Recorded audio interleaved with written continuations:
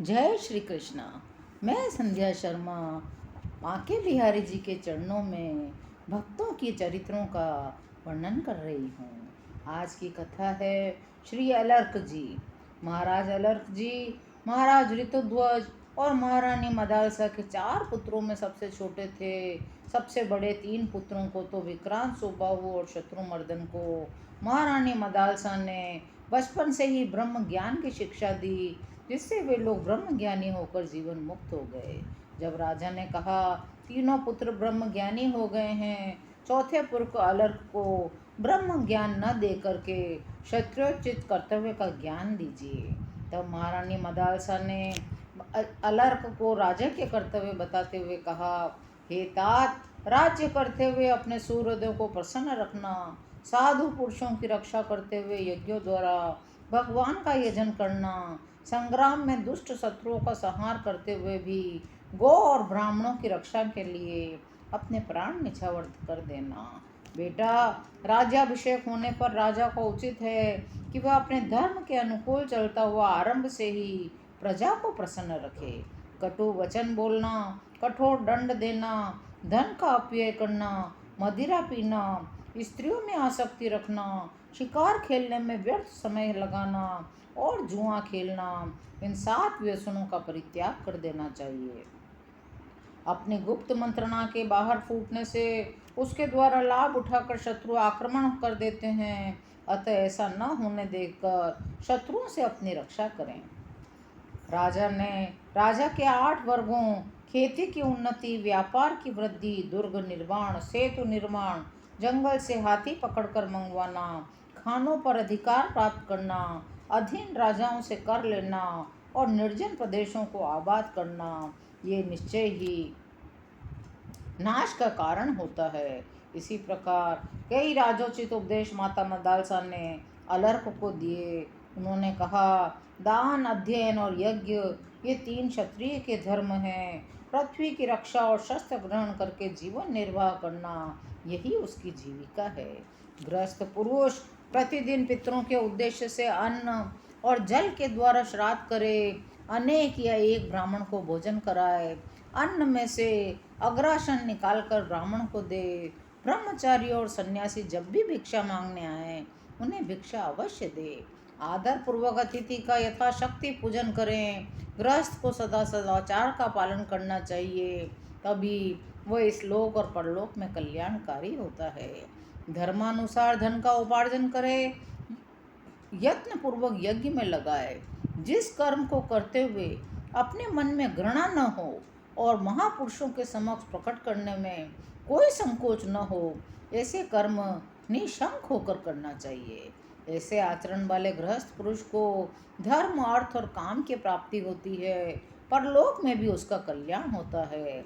माता से इस प्रकार उपदेश ग्रहण करके अलर्क ने युवा अवस्था में विधि पूर्वक अपना विवाह किया। उनके अनेक पुत्र हुए। उन्होंने यज्ञों द्वारा भगवान का यजन किया। जब वृद्धावस्था को प्राप्त हुए तो धर्मपरायण महाराज ऋतध्वज ने महारानी मदालसा के साथ तपस्या हेतु वन जाने का विचार किया और अपने पुत्र अलर्क का राज्याभिषेक कर दिया। उस समय मदालसा ने अपने पुत्र से अंतिम वचन कहा, बेटा, गृहस्थ धर्म का अवलंबन करके राज्य करते समय यदि तुम्हारे ऊपर कोई विपत्ति आ पड़े तो मेरी दी हुई इस अंगूठी से एक उपदेश पत्र रखा है, इसमें वो निकाल कर जो रेशमी वस्त्र पर बहुत सूक्ष्म अक्षरों में लिखा है, तुम अवश्य पढ़ना, क्योंकि ममता में बंधा रहने वाला गृहस्थ दुखों का केंद्र होता है। वन जाते समय मदालसा ने अलर्क को अपने सोने की अंगूठी दी, गृहस्थ पुरुष के योग्य अनेक उपदेश दिए, आशीर्वाद दिए और महाराज ऋतुध्वज और महारानी मदालसा तपस्या करने के लिए वन में चले गए। अलर्क यद्यपि धर्मात्मा राजा थे, प्रजा का भी न्यायपूर्वक पुत्र की भांति पालन करते थे।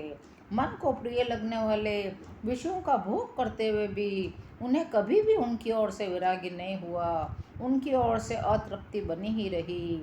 उनके इस प्रकार भोग में आसक्त, प्रमादी और अजितेंद्रिय होने का समाचार उनके भाई सुबाहु ने भी सुना, जो वन में निवास करते थे। अलर्क को किसी तरह ज्ञान प्राप्त हो, इस अभिलाषा से उन्होंने काशीराज की सहायता से अलख पर आक्रमण करने की तैयारी की। दूत भेजकर कहलवाया, अपने बड़े भाई सुबाहु को राज्य दे दो।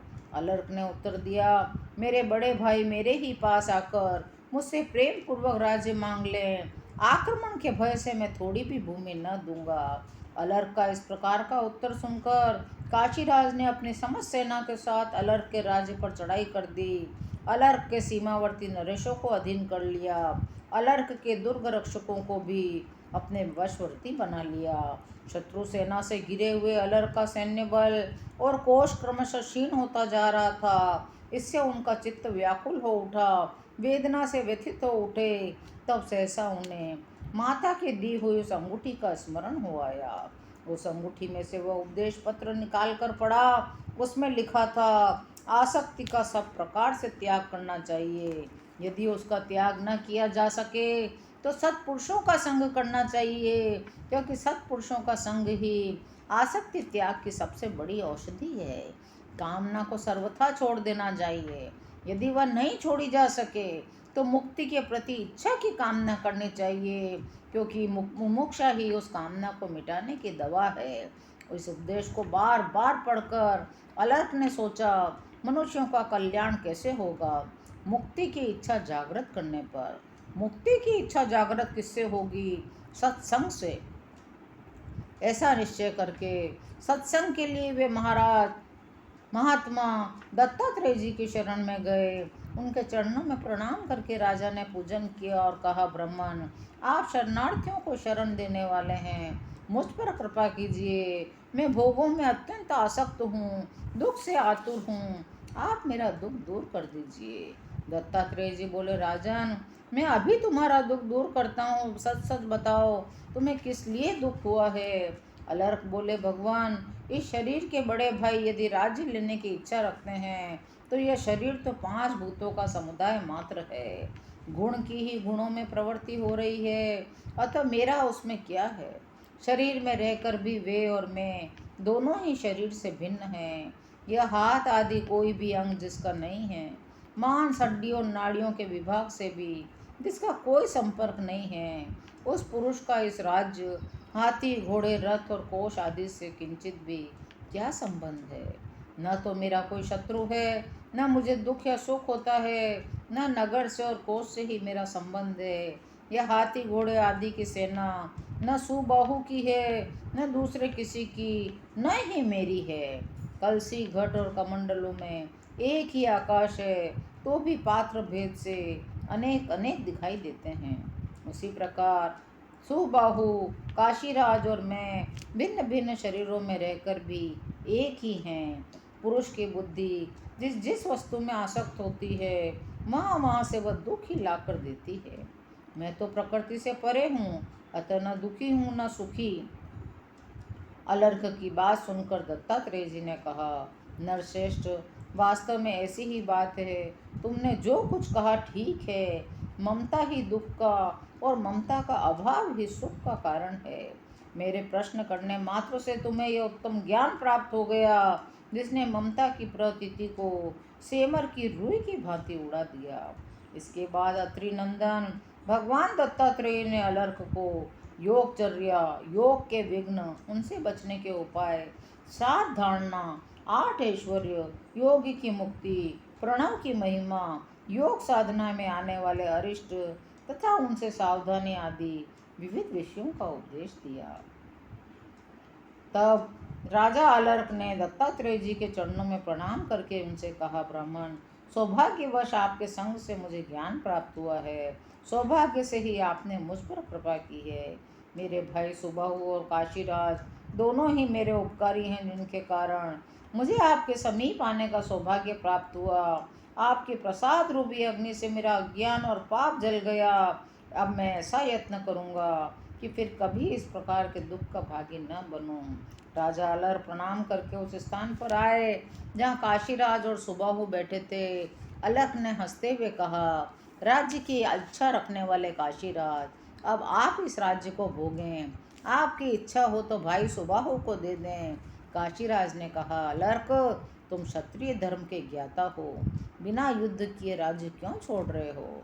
अलर्क ने कहा, नरेश्वर, तुम्हारे भय से अत्यंत दुख पाकर मैंने योगेश्वर दत्तात्रेय जी की शरण ली। उनकी कृपा से अब मुझे ज्ञान प्राप्त हो गया है।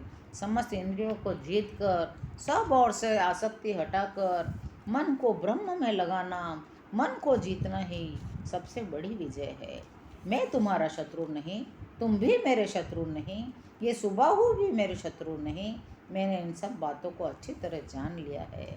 सुबाहु अत्यंत प्रसन्न होकर बोले, धन्य है। अपने भाई का अभिनंदन करने के पश्चात वे काशीराज से बोले, द्रप श्रेष्ठ, मैं जिस कार्य के लिए आपकी शरण में आया था वह पूरा हो गया। काशीराज ने आश्चर्यचकित होते हुए बोला, सुबाहु, तुम यहाँ किस लिए आए थे? तुम्हारा कौन सा कार्य सिद्ध हो गया? मुझे बड़ा कौतूहल हो रहा है। सुबाहु ने कहा, काशीराज, यह मेरा छोटा भाई है। यह तत्वज्ञ होकर भी सांसारिक भोगों में फंसा हुआ था। मेरे दो बड़े भाई परम ज्ञानी हैं। उन दोनों को और मुझे हमारी माता ने बचपन में ही तत्व ज्ञान दिया था, किंतु अलर्क उस ज्ञान से वंचित रह गया था। गृहस्थ आश्रम के मुंह में फंसकर कष्ट उठाते हुए अलर्क को देखकर हम तीनों भाइयों को कष्ट होता था। तब मैंने सोचा, दुख पड़ने पर ही इसके मन में वैराग्य की भावना जागृत होगी। आपके संग से मैंने यह बहुत बड़ा कार्य सिद्ध कर लिया है। आपका कल्याण हो।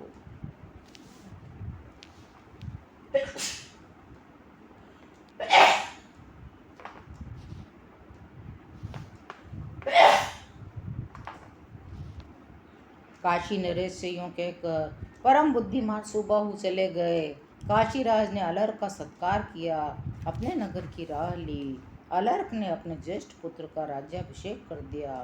स्वयं सभी आसक्तियों का त्याग करके वन में चले गए और निर्द्वंद और परिग्रह शून्य होकर अनुपम योग संपत्ति को पाकर परम निर्वाण पद को प्राप्त हुए। आज की कथा यहीं विराम लेती है। शेष अगले अंकों में। यदि आपको भक्तमाल की कथाएं पसंद आ रही हो तो चैनल को लाइक, शेयर और सब्सक्राइब करिए। कमेंट में जय श्री कृष्ण अवश्य लिखिए। जय श्री कृष्ण।